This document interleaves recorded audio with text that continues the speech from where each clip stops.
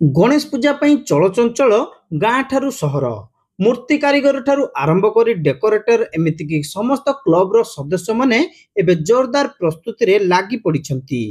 Silent zone रे 40 रु ऊर्ध्व पूजा मंडप रे गणेश पूजा अनुष्ठित हेउतबा बेले क्लब द शाइनिंग पल्स रो गणेश पूजा 18 वर्ष रे पहुंचीची। 2007 मसियारू क्लब पक्षरु गणेश पूजा आरंभ होइतिबा बेले ए पर्यंत निरवच्छिन्न भाव रे पूजा होई आसुची। चलित वर्ष गणेश मूर्ति राम अवतार रे पूजा पाउथुवा बेले मूर्ति निर्माण करिसेंती माणिखम्बर कारीगर चंद्रा। मूर्तिर उच्चता 10 फुट रु ऊर्ध्व हेबो। विशेष करी युववर्ग एथिरे शामिल होइथांती। पूजा सह साजसज्जा उपरे अधिक गुरुत्व दिया जाउची। प्रशासनर गाइडलाइन अनुसार समस्त कार्य को पालन करा जिवो बोली क्लब रो सदस्य ज्योतिरंजन दास कहिसंती। शाइनिंग पल्स क्लब रो सदस्य बृंद ए वर्ष 18 वर्ष रे आमे पदार्पण करियछु। गणेश पूजा जो कन्वेंट स्कूल लाइन रे होउची सेथरे आम क्लब मध्य बहुत पुरातन क्लब 18 वर्ष लानी आमे सेटारे पूजा करि आछछु।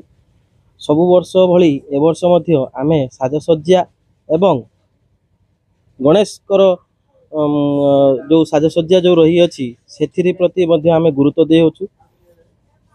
समस्त जानिथिबे बालेश्वर रे किछि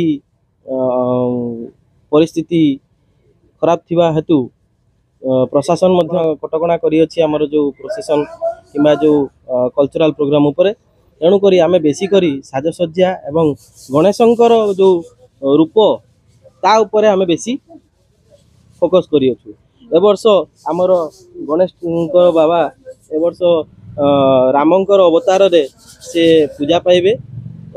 रामलालांकर मध्य गोटे प्रतिमूर्ति आमे गणेशंकर ऊपर गोटे रखिबू एवं गणेश जो बसिबे से पूरा पूरी मर्यादा पुरुषोत्तम रामंक बेसरे ए वर्ष पूजा पाइबे। भसाणी को आमे बहुत सीमित भाव रे एवं प्रशासन सह सहयोग करी जहाँ जेति परमिशन हबो लीगल वे रे आमे सहयोग करी प्रोसेशन टी को आमे करिबू।